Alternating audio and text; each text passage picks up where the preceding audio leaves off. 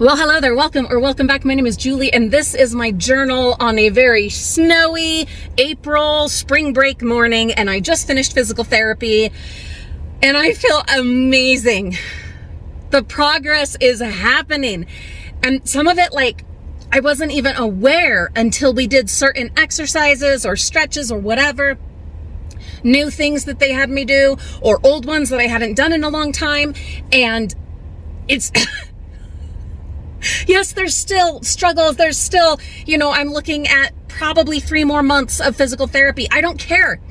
And what, 5 months for complete healing? That's fine. It's fine. I was feeling really discouraged on my way here because of those same numbers of, probably 3 more months of physical therapy. Oh, almost 6 months maybe of, till full recovery. I was really, I was just feeling discouraged. And then of course it's snowing and it was really scary getting to my car, and I was really nervous about that. But the work that we did today, it's amazing. It was amazing. These, the heel raises I'm able to do now, just boom, boom, boom. The squats, those are the hardest one because I'm having to work harder to do it the way that they want me to be on the balls of my feet more than the heels of my feet. And that was frustrating. But then we went and did these step up exercises, and it was no problem at all for my right foot. Now my left side, my foot obviously was fine, but my bad knee bothered me. But on my right side, my broken, totally destroyed, necrotic, had to be rebuilt foot, I was stepping up and stepping up and stepping up. And I had no idea I could do what I was doing. And then he did the testing my mobility, and that was amazing. And then my balance, and that was amazing. We still have a ways to go. Okay, we still have a ways to go, but it was amazing. It was amazing. Yeah. On the way here, I was like, it's a good thing I see my therapist, tonight, because, I'm feeling whatever. Now it's I'm glad I get to see him. And, I definitely still need therapy, okay? But it's not the same. It's not the same. It's not the same.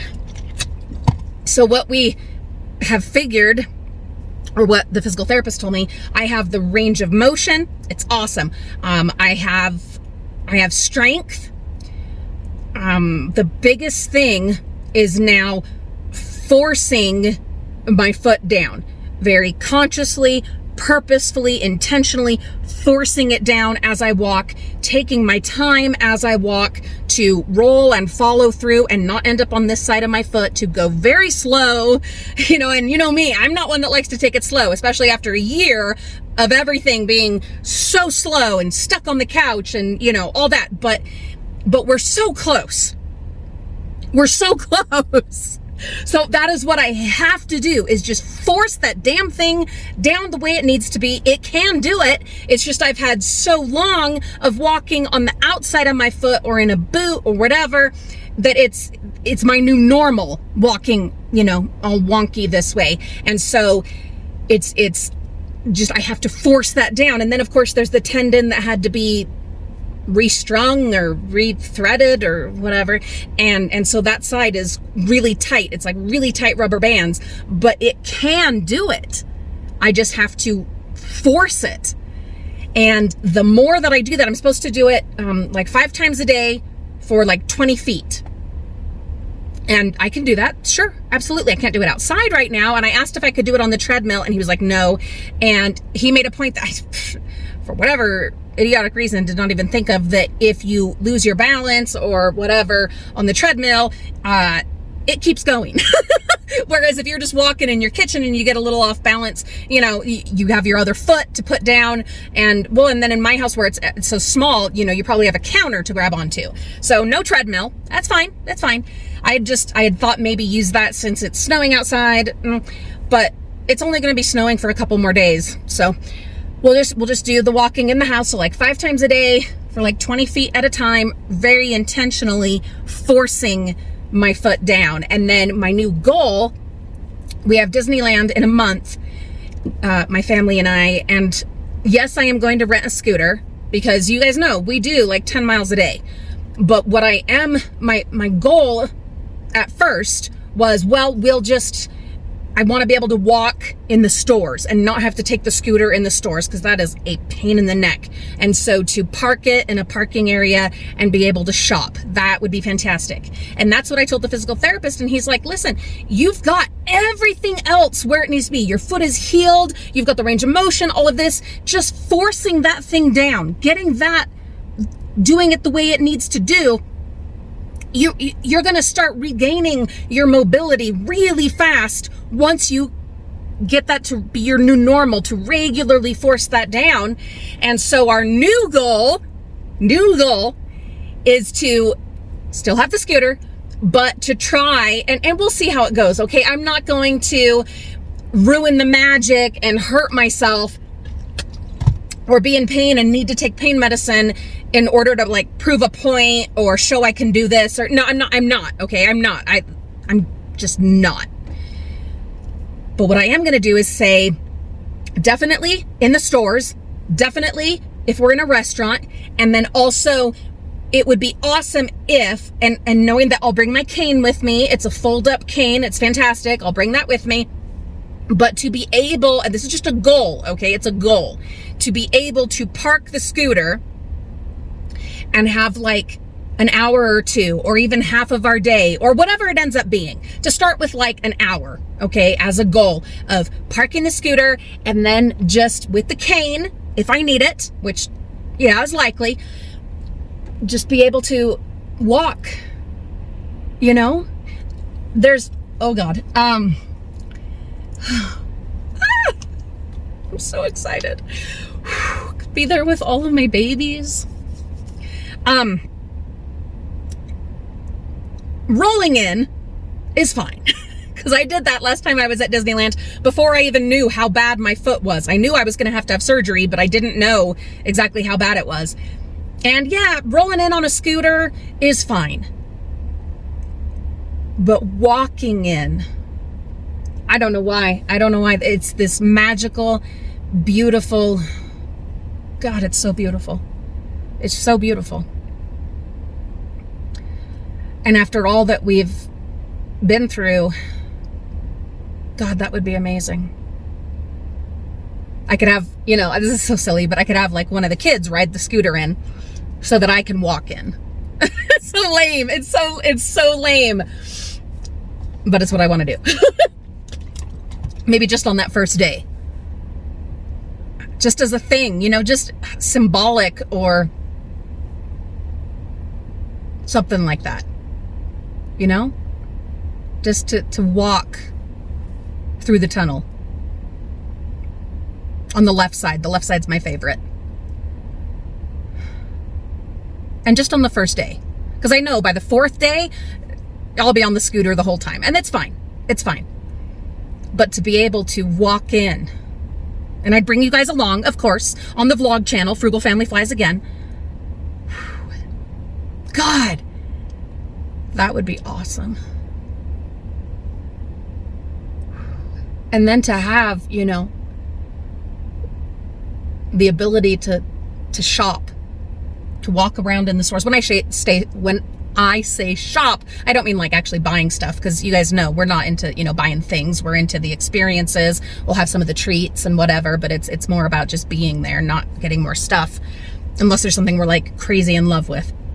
We also are looking at getting Reagan some kind of more masculine kind of ears or a hat or something. He's 14 years old, guys. He's 14 years old. So he wants, yeah, anyway. But to be able to walk around the stores and just, you know, when there's crowds and whatever, and it won't be a problem to be able to do that, or to have, God, I'm trying to,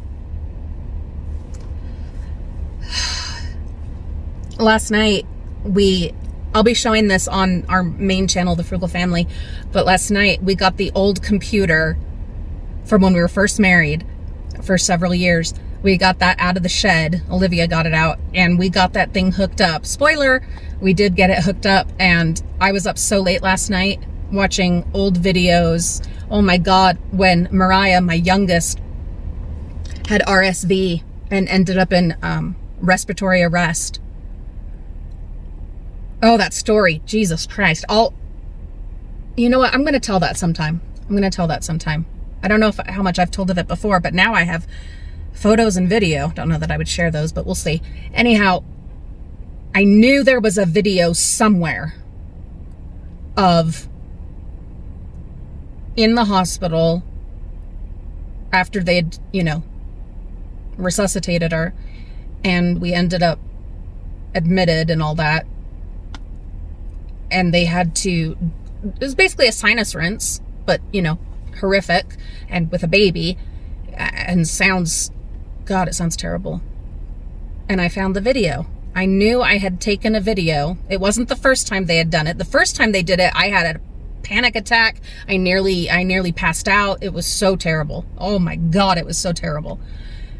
But the video is from a few days in. And so I was used to it. They were doing that several times a day, and it didn't sound nearly as bad as the first few times that they had done it, where it sounded like she was, drowning or something. And God, that was rough. I found it, and why did I watch it? I don't know, because I do sadistic things like that sometimes. But I also found so many amazing photos and videos, and my daddy, and, just my niece, my cousin, uncles, family, so many family members that have either passed on or that now, they're old and they're getting ready to pass on. And seeing them just so young and able and agile, and God, it's been really emotional. We also got the old camcorder, my camcorder, hooked up, and we were watching videos of that. And then there's a cord coming today for my husband's camcorder, and that we have so many videos on that, of our early marriage, of our kids when they were really young.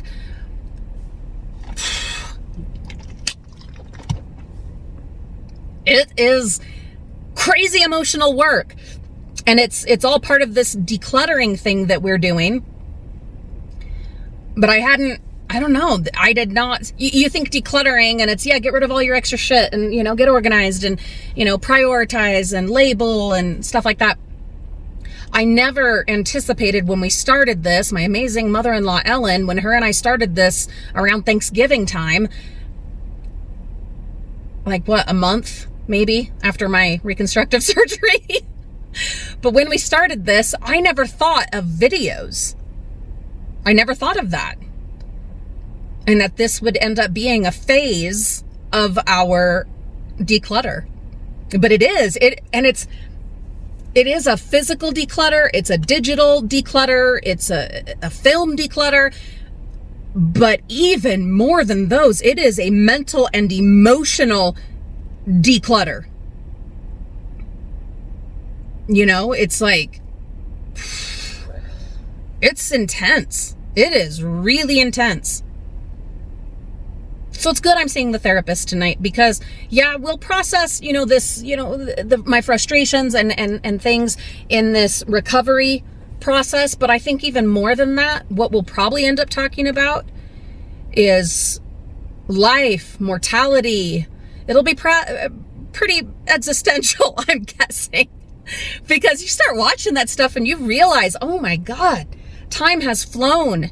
And I'm not 25 anymore. And I'm not old, but it'll be here in no time, and seeing videos of myself as a little kid, and then my own babies so young, and it felt like it was yesterday, and yet I hear their voices on there and I don't remember them sounding like that.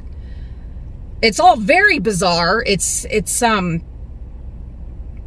weird, and it's overwhelming, and it's emotional.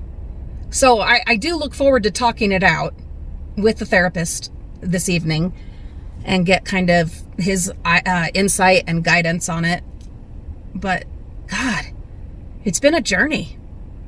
It's been a journey. What I will say, and I'll probably mention this on the video about it on our main channel, the Frugal Family, be ready. Well, I don't know that you can ever be 100% ready, but just know what you're getting yourself into, especially if you have, family trauma, dysfunction, dysfunctional relationships and unmended fences and, stuff stuck in the closets of your family. You know what I mean? Like, don't do it on a day that you're already feeling pretty crappy.